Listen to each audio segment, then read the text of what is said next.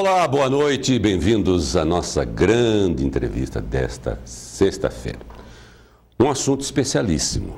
Voz corrente, esse país aqui está muito complicado, a questão ética. É corrupção para cá, é venda para lá, é vereador envolvido, é prefeito envolvido, é governador envolvido, é empresário. Meu Deus, o fim do mundo deve estar próximo, pelo menos para o Brasil. E com muito prazer estou recebendo aqui pela segunda vez, a última foi há dois, 3 anos, quando nós queríamos falar sobre a Amarribo, que é um trabalho espetacular, uma instituição seríssima, que é o Dr. Jorge Sanches. Preciso, ao encerrar o ano, e esse é nosso último programa, que depois os próximos serão reapresentados, falar dessa situação que Ribeirão está vivendo hoje, inclusive, né, doutor? Que prazer tê-lo aqui, muito obrigado por ter aceitado o nosso convite, viu? Professor Cassone, é uma honra estar aqui contigo e bater um papo e falar desse ano tão tumultuado que foi, né? Que está sendo. Doutor Jorge, vai faltar tempo, é tanta coisa. Cada vez que eu puxo uma noticiazinha ali, sai um monte de informação, inclusive aqui em Ribeirão Preto, né? O nosso convidado, então, é o Dr. Jorge Sanches. Dr. Jorge Sanches é advogado, mestre em Direito Processual Civil, especialista em transparência pública e combate à corrupção. É Tcheomo, eis o homem, né? Foi professor de Direito Processual na Uni, 2001 a 2008. Foi coordenador do curso de Direito do Centro Universitário Moura Lacerda, da vida universitária, professor, né? De 2001 a 2008. Tem saudade? Muita saudade. Eu sempre gostei da sala de aula demais, e do contato com os alunos. É um exercício de atualização permanente. Maravilhoso. Muito bom. Coordenador da Escola Superior da Advocacia Regional de Ribeirão, de 2007 a 2013. Presidente de diretoria e presidente do Conselho de Administração da Amarribo Brasil. Isso aqui é importante, de 2007 a 2013. Ainda exerce cargo de conselheiro? Conselheiro da Amarribo. Aprendi muito com a Amarribo e, inclusive, o período que a gente ficou com a Transparência Internacional, tivemos muito aprendizado. O senhor considera aquela ação da Amarribo uma ação das mais importantes no combate à corrupção desse país de todos os tempos? O exercício da democracia pressupõe que as pessoas saiam do comodismo e comecem a participar. Esse é um dos pilares da sociedade. E realmente, aquele processo de mobilização da sociedade que ocorreu em 2000, 2001, já faz um bom tempo, foi muito importante. Por quê? Num microcosmo de uma cidade pequena, bonito, de 12 mil habitantes, é uma coisa que a gente jamais imaginava que fosse crescer e virar o que aconteceu. Foi lindo aqui. Né? E tanto é que, de tempos em tempos, isso acaba acontecendo numa cidade, em outra, e como aconteceu a nível brasileiro, no país todo em 2015, né? 2014, julho de 2014, aqueles movimentos aqui no Brasil também, né? Espetacular. Ele é presidente então, de diretoria e presidente do Conselho de Administração. Você ainda exerce o cargo? Ele foi em 2007, 2013? Ainda Isso. Exerce? Eu sou só conselheiro hoje da Amarribo, né? Já foi presidente de diretoria, né? E presidente de conselho. Atualmente da diretoria da Sanches e Sanches Advogados Associados, que possui 500 funcionários. A gente tem uma escritório de advocacia de massa, né? E, então, com várias filiais. Nossa, 150 advogados, 3 unidades em Ribeirão. Gera bastante emprego, né? Rio, Belo Horizonte, Curitiba, Vitória e Uberlândia. E todos palmeirenses? Todos palmeirenses. Que o chefe Nós estamos num ano muito feliz, né? Com o nosso... Se o país vai mal, o nosso governo vai bem. E olha, os concorrentes aí podem esperar que agora... Com um novo estádio, com muito dinheiro entrando, eu acho que vai durar muito tempo nossas conquistas. Enfim, organizar as finanças do clube. Se não voltarem a roubar, né? Então eu acho que o Palmeiras tem muitas possibilidades para o futuro. Parafraseando o nome do grande presidente que alavancou o Palmeiras, o Paulo Nobre, o Palmeiras adquiriu nobreza de caráter e de funcionamento. Doutor Sanches, vamos então falar um pouco dessa situação aqui de Ribeirão Preto, do país, corrupção, uma coisa triste. O país vive uma perturbante e assustadora crise axiológica, quer dizer, não há mais valores a seguir, a difundir, em que nossos valores estão sendo jogados no lixo, ao res do chão. Nunca se falou tanto em corrupção propinas, suborno, tráfico de influência, caixa 2, recursos não contabilizados, peculato, associação criminosa, corrupção passiva, impunidade, termos que povoam diariamente nossas mentes e com os quais convivemos também. Tão frescas ainda em nossas memórias, porque são recentes, expressões como anões do orçamento, mensalão, petrolão, sanguessugas, vampiras, propinoduto. A corrupção no Brasil está institucionalizada? Ou se esteve, está, não tem característica de uma coisa institucionalizada? Creio que sim. Antes de falar do Brasil, os dados do Programa das Nações Unidas para o Desenvolvimento constatou recentemente que no mundo, professor, desvia-se 2,6 trilhões de dólares por ano de corrupção. E tem países como da África, por exemplo, que chega a desviar 40% do produto interno bruto em corrupção. A corrupção hoje é um dos maiores males do Brasil e do mundo. E a corrupção ela é tão nefasta que ela atrai outros crimes. Por exemplo, a questão do tráfico de entorpecentes. A corrupção facilita o tráfico de entorpecentes, né? Não tenha dúvida. Então, um crime puxa o outro. Então, a gente vê no Brasil, desde o governo federal até as pequenas prefeituras, o que aconteceu? Eles criaram um balcão de negócios do poder. Como que funciona o Estado? O Estado funciona da seguinte forma: você tem o governo, que são as empresas públicas e as autarquias, você tem as empresas privadas e você tem a população. Quem toca a economia são as empresas. Quem paga a conta é a sociedade, é a população. E o governo gasta. O governo gasta e deveria gastar prioritariamente e de forma correta em saúde, educação, segurança, transporte. Sim, fazer o mínimo, né? Básico, né? Então, o que se institucionalizou no Brasil? As negociatas. E sempre digo, os governos, eles deixam legados. Legados positivos e legados negativos. O mensalão, ele deu a ideia e se concretizou na seguinte situação. Ele foi um ótimo, entre aspas, exemplo para que as câmaras legislativas do Brasil todo criassem seus mensalinhos.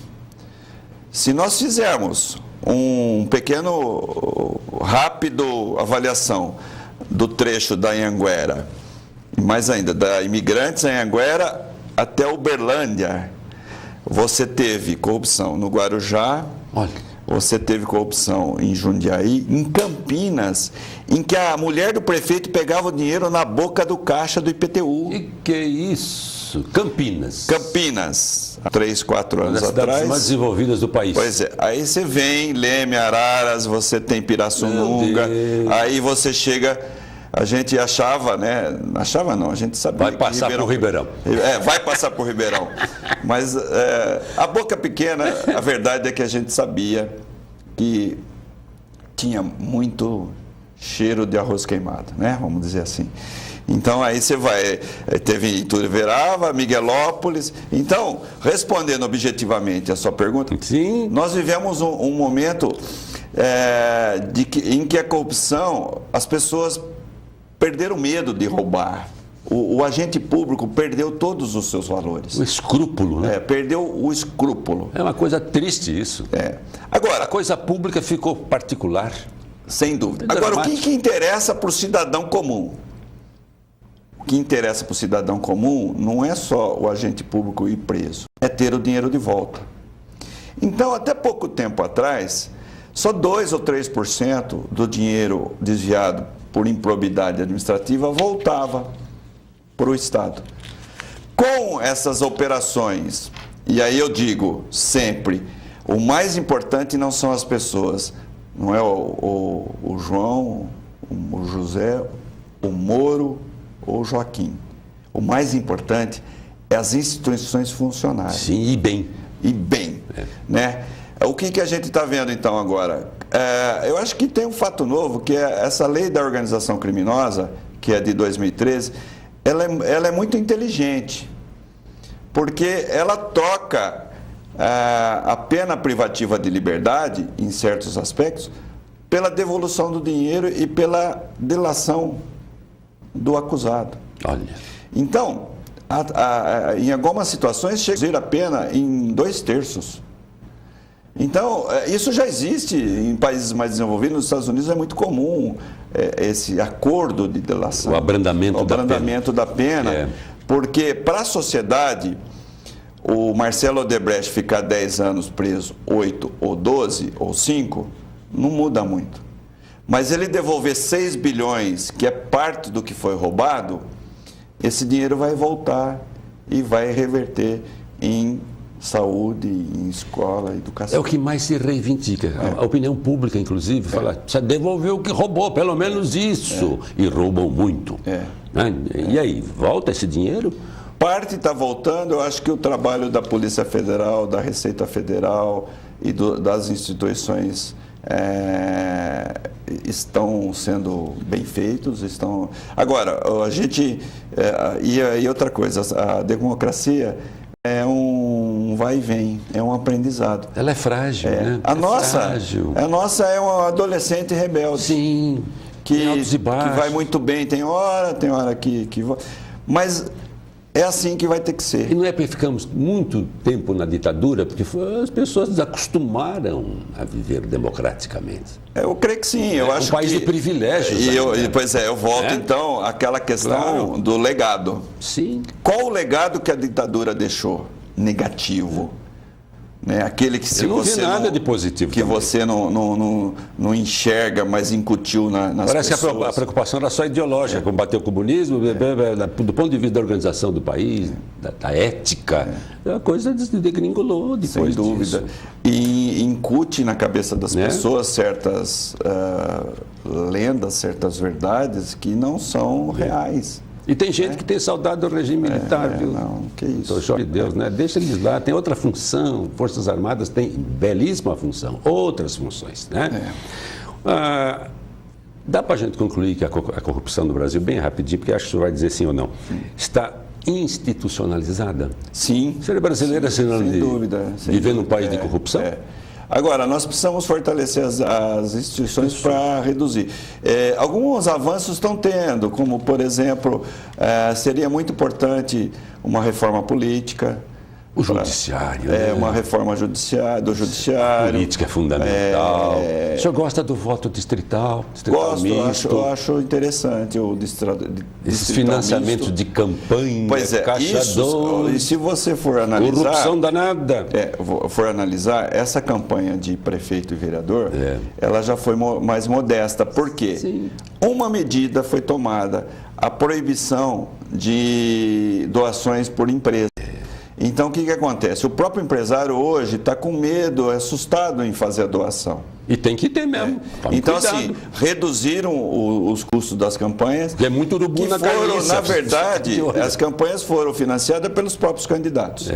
Aí, disfarçado em algumas doações de parentes, de amigos, mas quem bancou mesmo foram os próprios candidatos. E esse fundo partidário, ele é democraticamente bem administrado? Porque a ideia é interessante. Tem gente que monta partido para pegar dinheiro, para se candidatar, para aparecer na televisão. Como tudo esses partidos nanicos aí, que eles acrescentam? Como tudo no Brasil. De aluguel, como dizem, né? É. Alguns dizem partidos de aluguel, línguas de aluguel, né? Como tudo no Brasil, a coisa é desviada. A ideia é interessante. Sim. Mas desde que seriamente cuidado. Agora precisamos de 30 e poucos partidos. Não. Pelo amor de Deus, pega o exemplo de países desenvolvidos. Então, o que você tem no Brasil? Eles dão risada, é a farra do bom. Você tem os donos de partidos, né? Então, o cara... e aí ele aproveita a eleição, com o tempo de televisão à disposição, ele vende aquilo e faz dinheiro para ele, pessoa física, e não para a ideologia, né? O senhor poderia elencar, enumerar algumas causas para tanta corrupção no Brasil? Eu anotei algumas, o senhor pode aboná-las ou não, e acrescentar ou não. Claro.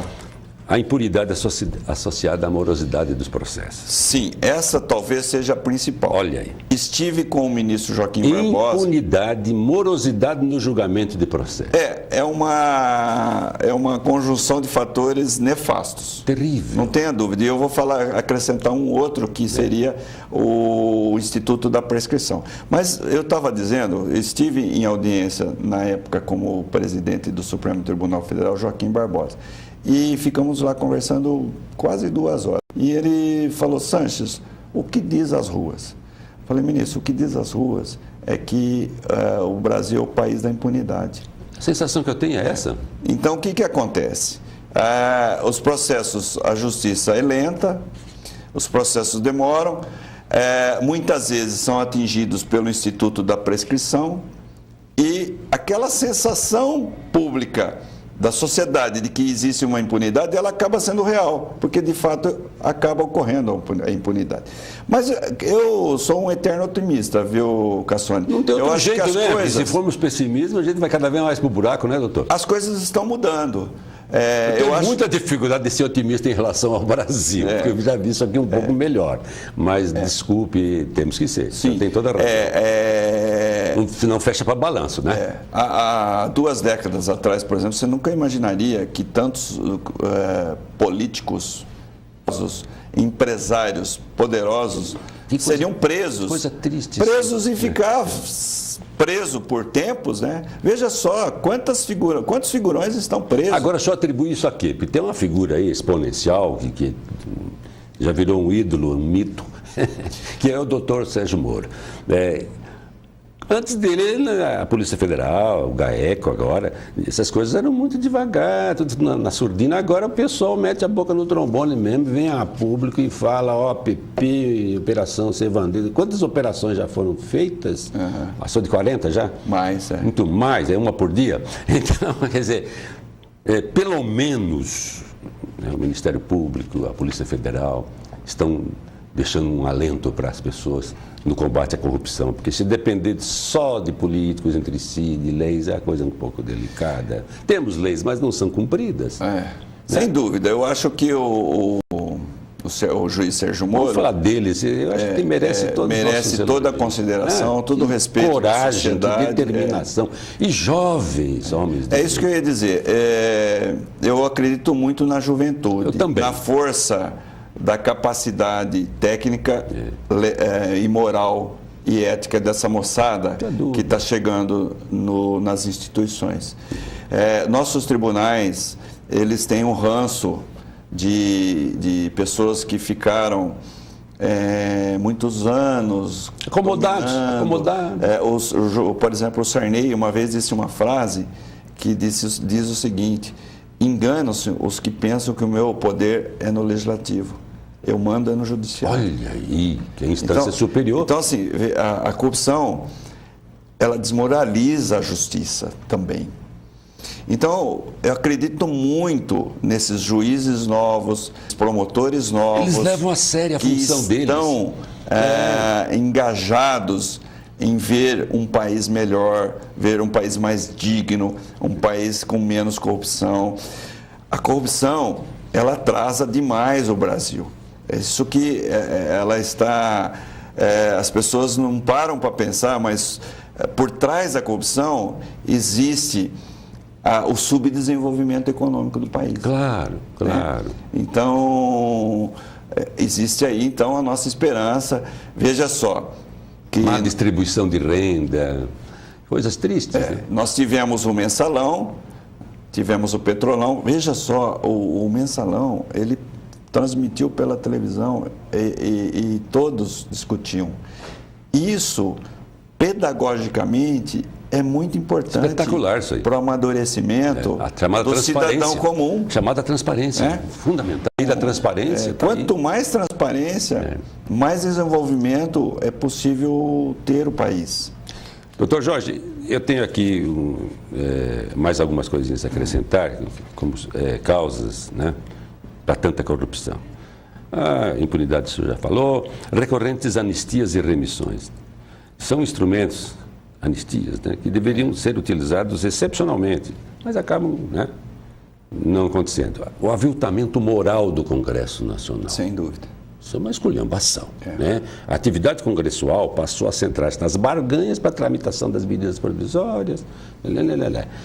As eleições são fontes inesgotáveis de corrupção. Veja o que a Odebrecht fez com o país. Né? Ela comprou o país.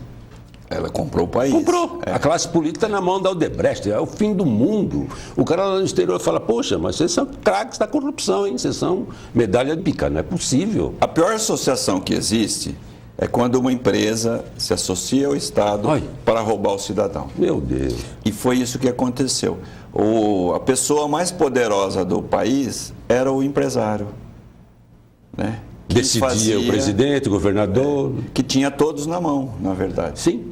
Né? Então, eles fizeram do poder público um verdadeiro balcão de negócios para interesses pessoais. Porque uma coisa é você negociar para o interesse público, né?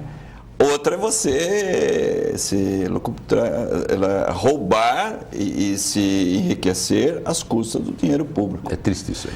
E vou dizer, viu, Cassone, tudo isso que se apurou ainda é muito pouco perto do que esse pessoal tem de dinheiro escondido em países da África, em países da América Central. Para repatriar esses recursos vai ser... vai ser... Eu diria que é impossível chegar pode esquecer. Ao montante. Né? Mas parte pode vir. Parte substancial pode vir. Veja que tem grandes figurões que estão presos, que ainda não fizeram delação premiada, como, por exemplo, o ex-ministro Antônio Palocci. Olha, e sabe das coisas, hein? E deve conhecer muita coisa. Hein? Então, assim, e a prisão dele está se estendendo, né? Sim, então, incrível isso aí, né? Deve ter mais coisas. Por isso que eu falo, existe a vã filosofia. Uma esperança aí no fim do túnel. Então, vamos ver. Tem gente que diz que tudo acaba em pizza. Eu não gosto dessa expressão. Vai acabar. Eu gosto muito de pizza, mas para a questão política, de ética, não dá, não. O crescimento da máquina estatal também, o controle é um fator de corrupção. A burocracia que reduz a eficiência da administração pública, vai abrindo brechas de quando ninguém mais perde-se o controle. Às vezes a gente tem a sensação de que o legislador cria dificuldade exatamente para vender facilidade. Margem para vender facilidade, né? E o sistema judiciário nosso que é lento, complexo, pouco eficiente. O que acontece? As empresas privadas, elas têm, se elas não forem eficientes, elas fecham, quebram. O Estado deveria ter também essa avaliação de eficiência. Claro. Né? O Estado brasileiro, e isso a nível municipal, estadual e federal, ele é muito inchado. Paquidérmico. Né? E lento. Né? Falando especificamente do judiciário, eu acho que nós temos um alinhamento de legislação, a Constituição, a legislação e os princípios e as leis. Né? Temos muitos recursos, tem que ter os recursos, mas temos que ter uma máquina administrativa, judicial, porque não é só o processo que é demorado. O que é demorado é o funcionamento da máquina judicial. É um negócio pesado. Agora, doutor Jorge, a burocracia é terrível, porque ela gera uma corrupção danada, né? Você não conseguiu tirar aquele documento seu? Dá uma graninha pro cara lá, dá uma graninha pro cara. O conceito da propina começa nas pequenas coisas, da gorjetinha, do quebra-galho. O Brasil acostumou-se com isso, incorporou a sua cultura, meu Deus. Aí que entra a atuação individual de cada um de nós. Cidadania. De não aceitar isso e de não se sujeitar a isso. Então, educação, tem que bater muito nisso, escola, falar muito nisso. A gente tem alguns exemplos de países que mudaram o patamar de corrupção, e eu cito sempre o exemplo do Chile. O Chile hoje é o 24º, 26º naquele índice de percepção da corrupção da Transparência Internacional. O Brasil nesse ranking aí. E o Chile, só para concluir o assunto Chile, ele melhorou muito nos últimos 20 anos. O principal país da América do Sul é o Uruguai, em 21º.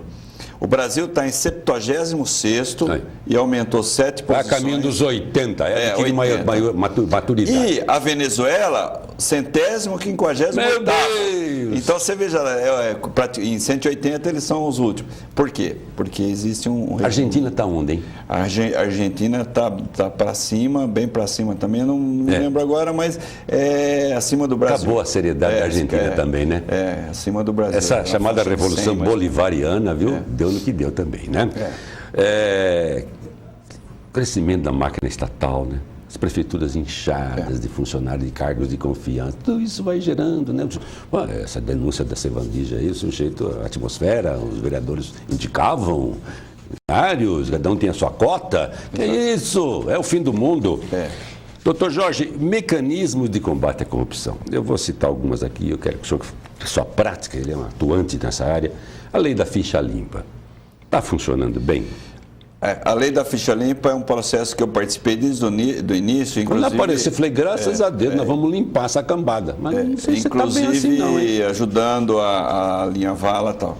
E ela funciona, mas não como a gente imaginava.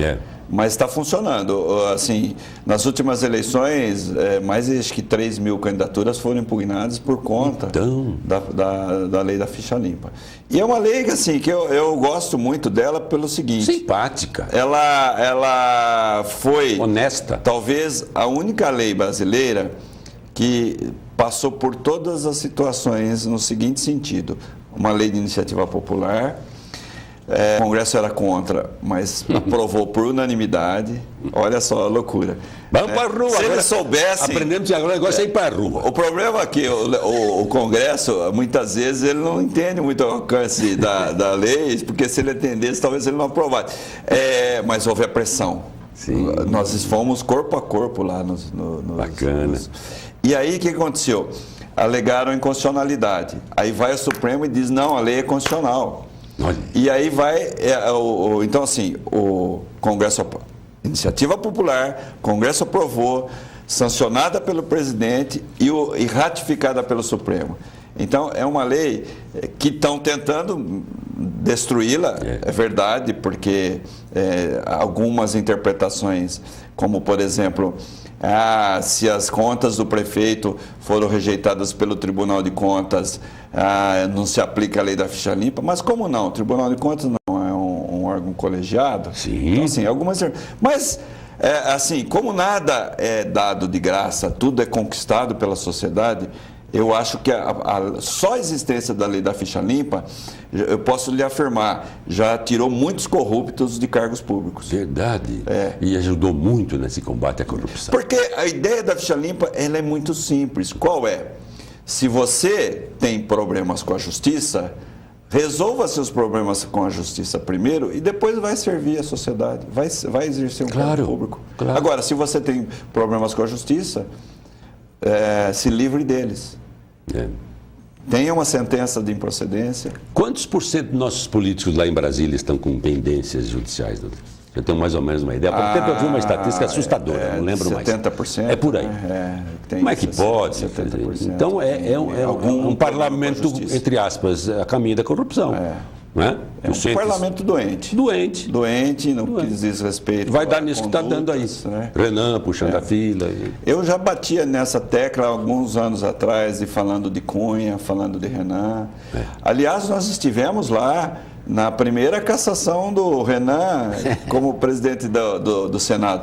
E a gente até tem a camiseta, Senado Federal, Vergonha Nacional. O senhor deve ter trazido isso em 2007. Você deve ter uma coleção de camisetas.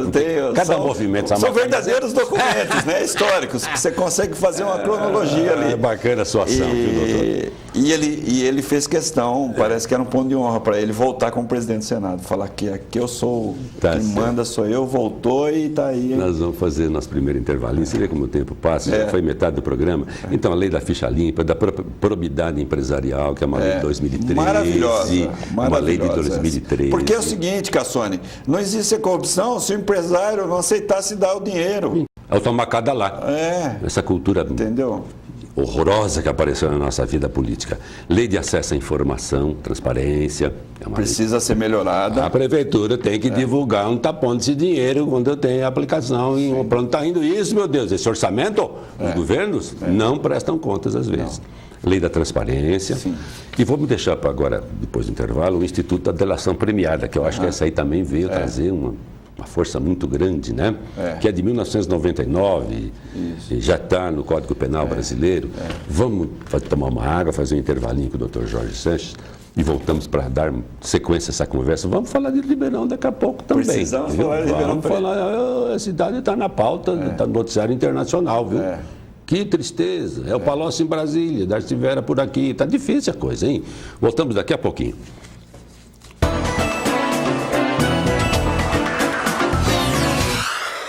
A Grand Steakhouse surpreendente do início ao fim. Aqui você irá provar o frescor de nossas saladas preparadas na hora e servidas individualmente, para depois se deliciar com uma seleção impecável de carnes premium. Todas de raças britânicas e caracterizadas pelo alto nível de marmoreio. Tudo num ambiente sofisticado e inspirado nas melhores steakhouses do mundo. Essa é a Grand Steak, tão autêntica quanto nossa paixão por carnes. 16-3911-9009. Com professores preparados e motivados, preocupados com a formação do aluno, o Colégio Castelo explora as habilidades e potenciais dos estudantes, desde o ensino infantil até o ensino médio. É a educação que valoriza a aprendizagem e a formação de crianças e jovens, questionadores e preparados para um futuro promissor. Conheça mais sobre o Colégio Castelo. Acesse colegiocastelorp.com.br. As matrículas estão abertas. Praça São Leandro, 56 no Jardim Paulista. Telefone 16-624-1827. Deixe uma mensagem para nossos apresentadores. Dê sua opinião sobre a programação ou faça sua denúncia. WhatsApp da TV Mais 991785294. Mais interação, mais agilidade, mais informação. É você sempre conectado com a TV Mais. Preocupado com a segurança de seu patrimônio? A City Alarmes Segurança Eletrônica conta com exclusivo serviço de monitoramento integrado para sua residência, comércio, condomínio ou indústria. O monitoramento é feito de forma inteligente, com projetos bem dimensionados, que garantem alto nível de proteção e a segurança que o cliente espera. City Alarmes Segurança Eletrônica. Você cuida do seu negócio, nós cuidamos do seu patrimônio. A Climaterium é especializada em saúde. Toda mulher da idade precisa de apoio científico para o equilíbrio da saúde. Potencialize sua beleza interior. Desconfortos não podem ser regras da idade. A Climaterium acredita no cuidado e na saúde que toda mulher precisa ter. A Climaterium é referência em prevenção na saúde da mulher. 3623-3335.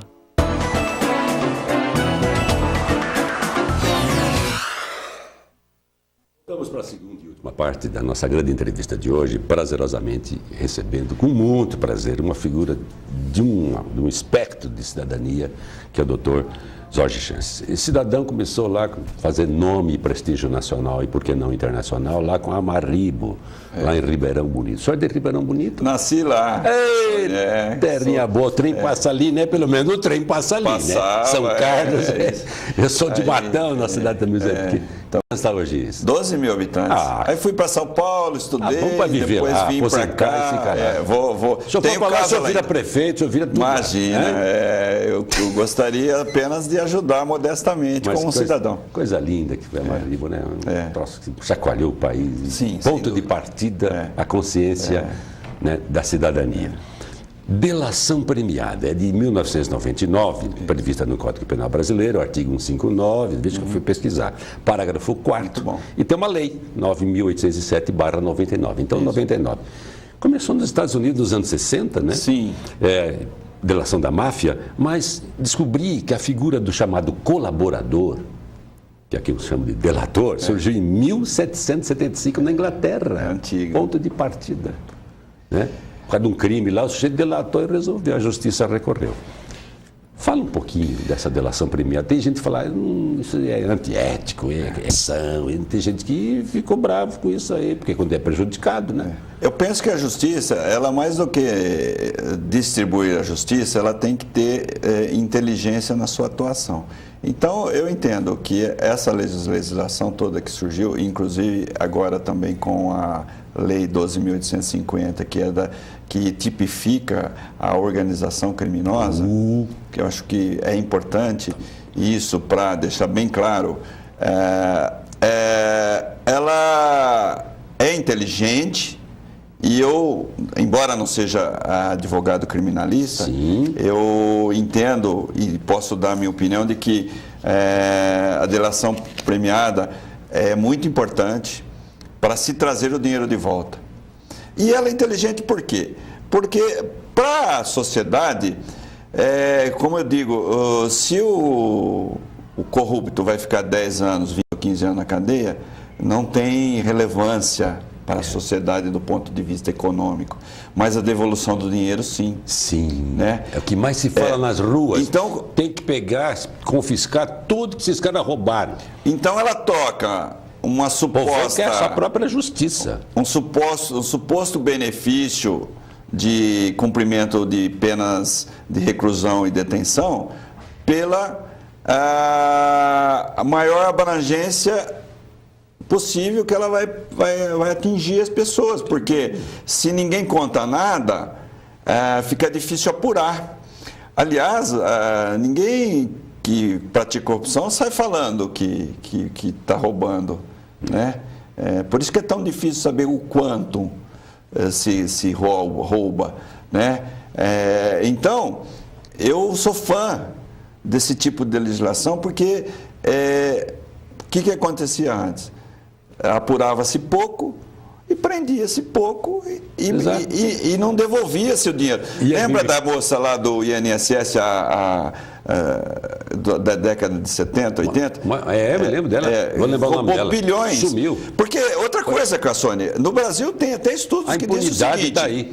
A corrupção compensa. Sim. Do ponto de vista de penas restritivas. Então, o que a lei faz? Ela troca benefícios por informação. E com a informação você consegue atingir mais réus, mais pessoas. Consequentemente, você aumenta a possibilidade de ter de volta os recursos, que é efetivamente o que interessa para a sociedade. Aquele camarada que roubou um real tem que devolver esse R$1 para poder voltar no lugar certo, que é no investimento da saúde, da educação. E veja o senhor, quer dizer, com todo o cuidado, a profundidade da análise da Operação Sevandija aqui em Ribeirão Preto, a partir de uma determinada delação, o presidente do sindicato deu uma mudança no processo, foram direto na prefeita. Aparecendo fatos aí interessantíssimos, né? Porque antes tinha uns dados assim, genéricos, não vamos pegar, todo mundo falava assim, será que isso vai pegar? Calma, começou a mexer na cumbuca. Então acontece isso aí. Foi muito importante a delação do Wagner, né? Wagner. Porque ele clareou muita coisa. Aliás, ele foi muito bem orientado pelo seu advogado. O Ronde. Daniel Ronde. É um bom advogado. Daniel. E eu acho o seguinte, ele foi inteligente no sentido de que ele foi o primeiro. E com isso ele pode ter mais benefícios. Está vendo? Aliviou bem a coisa. E você veja que a Operação Sevandija, por isso que eu falo, é tudo importante. A atuação da instituição é importante. A Operação Sevandija, ela alterou o processo eleitoral em Ribeirão Preto. Porque eu não tenho dúvidas. Não tenho dúvida, que se não houvesse a Operação Sevandija, provavelmente os 9 voltariam. Sem problemas. Ou se não, os 9, 7, 6, 8 voltariam, não tenha dúvida. Mas atingiu diretamente nosso legislativo.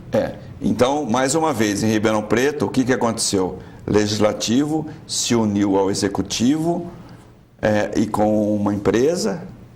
Então, a iniciativa privada, essa é a mais nefasta das associações, Cassone. Aquele sujeito que foi eleito ali para cuidar do dinheiro público, mete a mão, se associar a uma empresa privada. A nossa prefeita está sendo denunciada por peculato, associação criminosa e corrupção passiva. Vamos falar no para-choque de caminhão. Eu falei, é uma quadrilha que se formou, né? Essa fusão de poderes. Uma organização criminosa. Criminosa. A gente não deve ficar tripudiando em cima de pessoas. Mas se a gente fosse analisar um pouco, de forma genérica, a atuação da prefeita, houve um misto. É um fato objetivo, tá aí. É um misto de ganância, eu acredito que de incompetência administrativa. Que coisa, né? Então, assim, Ribeirão Preto foi premiado. Agora, como é que costura com secretários, com líderes foi premiado políticos? É uma coisa impressionante. Com isso. essa associação de legislativo com o executivo, se unindo. Eles realmente fizeram do poder público um balcão de negócio. E a área particular, a atmosfera, uma empresa, foi muito bem bolado, foi uma coisa orquestrada, é um esquema talentoso. Mas, Cassone, não existe segredo que uma hora não apareça. Não existe crime que uma hora... É o que eu digo, a mentira, ela tem memória longa. Uma hora alguém ia falhar. Que bom. Às vezes até mesmo por ato falho, né? Então, foi muito bom, eu acho que as instituições atuando, o Ministério Público agora está atuando de forma extremamente Fale competente. Um pouquinho do GAECO, né? Que é o Ministério Público, a Polícia Federal. Né? E queria que você falasse um pouquinho também do Janot, né? Que é muito questionado, não sei o quê. Que é o Procurador-Geral da República, a PGR. Esse pessoal está botando a mão na massa mesmo. Né? Eu acho que algumas coisas ele não estão com medo, não. Eles estão chegando mesmo. Eu repito, são os jovens com vontade de mudar esse país. Então. Né? Eu acredito no trabalho da Procuradoria-Geral da República. Às vezes ele exagera um pouquinho, mas faz parte. E é uma outra coisa que eu estou falando, as autoridades instituídas, elas têm que ter bom senso, tem que ter cautela, não pode ter estrelismo e às vezes escorrega um pouquinho, até mesmo o pessoal da Polícia Federal, da Justiça Federal. Você acha que o doutor Moro, como alguns, a imprensa caiu de pau certa feita, que ele exagerou um pouquinho, né? Aquela coisa da prisão coercitiva. Ele foi com muita sede ao pote ou ele está cumprindo direitinho? Não, eu creio que ele está cumprindo o papel dele. Ele é muito talentoso. É muito talentoso, estrategista. Veio lá dos Estados Unidos, foi ver operar da máfia lá italiana, ele acompanhou de perto. Então, né? Ele é uma autoridade mundial hoje nessa coisa da combate à corrupção, né? Sem dúvida. E mais uma vez, o juiz Sérgio Moro vai deixar legados. Sim, uma cultura, uma escola, discípulos. Então isso é muito bonito, muito bom. É ótimo. O país não pode viver de um Sérgio Moro. Eles vivem falando disso, a Polícia Federal, o GAECO, as instituições funcionando, né? Porque você veja o exemplo do Rio de Janeiro, o governador... Que virou aquilo, gente? Que coisa do Estado, nojenta aquilo. Acabaram com o Estado. A autoridade máxima, né, que está ali para... A mulher do governador, você viu? Levava sacolas de dinheiro para comprar joias, para lavar o dinheiro. E assim, já pegando a coisa de bens de consumo, uma coisa ridícula. Ridícula. Feio. E tinha um pai extraordinário, né? Pois é, então assim... Aproveitou o nome do pai, sujou tudo, né? Vamos lá. Vamos falar bastante da Levandija. Levandija, quer dizer, verme, né? Ligado à ideia de verme, de exploração, né? Revelou um esquema de fraude em licitações que somam esse valor, ainda não sei se foi questionado até agora, R$200. Esse esquema era alimentado por 3 fontes de propina, segundo as investigações do Ministério Público e da Polícia Federal, que também apuram corrupção no pagamento para advogados por parte da Prefeitura. Muita grana, hein? Aqueles 800 milhões lá, vamos ratear uma parte aí, tanto para a prefeita, tanto para a advogada. Que coisa, hein? Nojento, né? Que coisa, hein? As irregularidades foram identificadas na Secretaria Municipal de Educação, na CODERP, e no DAERP. Estavam, segundo o MP, o Ministério Público, os grupos criminosos que atuavam na administração municipal. O esquema foi descoberto a partir das investigações sobre irregularidade na compra de catracas para as escolas municipais, em contratos firmados com a CODERP em 2012. As fraudes na aquisição das catracas somam, segundo a Polícia Federal, aproximadamente R$26 milhões. E os preços, claro, superfaturados. Os recursos financeiros desviados vinham da educação. E agora? Bom, 9 vereadores afastados, estão sendo investigados ainda, evidentemente, vão ser julgados, certo? Ontem, um juiz, Benedito Sérgio de Oliveira, da 2ª Vara Civil, aceitou conceder uma liminar impetrada pelo vereador Maurílio Romano, do PP, por quebra de decoro parlamentar. E ele aceitou o argumento de que o vereador teve seu direito de ampla defesa e do contraditório. Ou teria havido um cerceamento de defesa. Então, o Rodrigo Simões disse que não, nunca cerceou. Então, ele suspendeu isso aí. Vai continuar o processo, evidentemente. Sim. Esses vereadores estão recebendo seus salários. Estão recebendo. Até o final do mandato. E nós temos algumas... O senhor acha justo isso? O sujeito está indiciado? O princípio da inocência... Até que se prove. Então, não pode... Agora... Se levar 10 anos, fica recebendo salário de 10 anos. Pois é. Então, agora vai terminar o mandato deles, né? Essa CPI e a cassação, ela tem uma função muito mais de direitos políticos. Sim, né? Pega mais aí. Porque agora já está acabando o mandato. Sim. Eu acho que eles tentaram fazer rápido. Eu acho que isso é uma verdade, é uma realidade. E tem que se analisar, porque se realmente... O senhor diz a Comissão de Ética da Câmara? Se houve ou não. Até porque não tinha tempo, o mandato está acabando. Direito da defesa que é... Então, assim, a ampla defesa e o contraditório é princípio constitucional que deve ser respeitado. Não sei se isso, não conheço as particularidades do processo. Na sua linguagem, o magistrado considerou a presença dos boni juris, quando há indícios de que... Fumaça de bom direito. Tem fundamento. Juris, e agora aqui, periculum in mora, muito proferido lá no Supremo esses dias, nos discursos. É isso aí, né? Quer dizer, a decisão deve ser concedida imediatamente, o juiz determinou a suspensão do andamento do processo. Agora precisa tomar muito cuidado, até o julgamento definitivo. Com essa questão de um poder interferir no outro, porque... Fala um pouco disso, que coisa muito estranha isso aí. Fala um pouco sobre a atuação do judiciário. Eu acho do delicado, Supremo, especialmente. O ministro do Supremo Tribunal Federal afastar o presidente do outro poder, no caso do Senado. O Renan Calheiros. O Renan, por uma decisão liminar. Né? Então, assim, sendo que o processo estava com ele... Tanto é que voltou atrás, né? Desde maio. Né? Então, assim, faltou bom senso.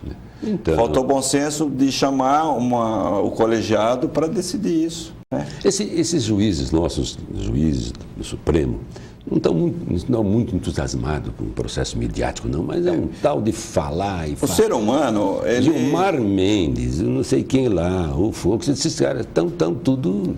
Então, o ser humano, eles... Colocando o carro na frente dos bois, às vezes, né? E os ministros supremos estão muito vaidosos, né? Muito. Essa é uma constatação, né? Então, precisam ter mais cautela. Tem uns que são discretíssimos, como teoriza Vasquez, né? Exato, cai tudo na mão dele lá, ele quietinho, vai fazendo. Tem uns que precisam fazer barulho, né? Pois é. E, inclusive, às vezes, com algumas expressões que não são condizentes com a qualidade do Supremo, né?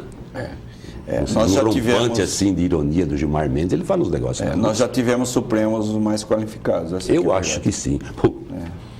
Como tivemos. Então... E os nossos senadores, Paulo Brossard, Simon, que falta essa gente. Faz falta. Agora você tem umas coisas feias, umas cavalgaduras analfa. É uma coisa triste. Caiu a qualidade do político em geral. Caiu. O senhor está esperançoso em relação aqui a Ribeirão Preto, a nova eleição do prefeito, os vereadores? Houve renovação, mas que renovação é essa? É de pessoas ou é renovação de propostas? Tem gente questionando para que serve o vereador, viu? Em todo lugar. O vereador serve para quê? Quanto gasta essa Câmara? Aí puxadinho daqui, puxadinho de lá e constrói não sei o que lá. E na verdade... pouco resultado tem, né? O que a sociedade espera, o que o Ribeirão Pretano espera... Não estou aqui dizendo que tem que extinguir o legislativo, hein, pelo amor de Deus. Que para mim é a mais importante dos três. É que haja mais eficiência no legislativo. Qualidade. Porque o pessoal... Qual é a principal função constitucional do poder legislativo? é fiscalizar o executivo. E legislar com talento. Sim, legislar. Mas a maioria das pessoas acha que é só legislar. O senhor acha que faltou fiscalização no caso aqui da nossa prefeitura? Não, com certeza. Precisou alguém de fora denunciar esse troço? Com certeza. Porque, veja só, Cassônia. Essa base aliada estava aliada mesmo, hein? Não, estava... Hein? Mancomunada. Eles estavam todos abraçados numa mesma causa. Que coisa. Por todos, todos por um. Ei. Então, veja só, se o Tribunal de Contas do Estado dá um parecer rejeitando as contas da prefeita e eles aprovam, né, eles estavam totalmente defendendo interesses deles e não da sociedade. Corporativistas. Não então, tem a menor dúvida. Assim, imagina só durante quanto tempo. Esses 200 milhões da Sevandija é muito mais do que isso, tá? Isso aí, se você for comparar, inclusive, com o Petrolão, em termos de orçamento de lá e de cá, o escândalo de Ribeirão Preto é o maior. Guardado as devidas proporções. É maior, proporcionalmente. Que cenário o senhor pinta ou prevê para a situação desses 9 vereadores e para a prefeita?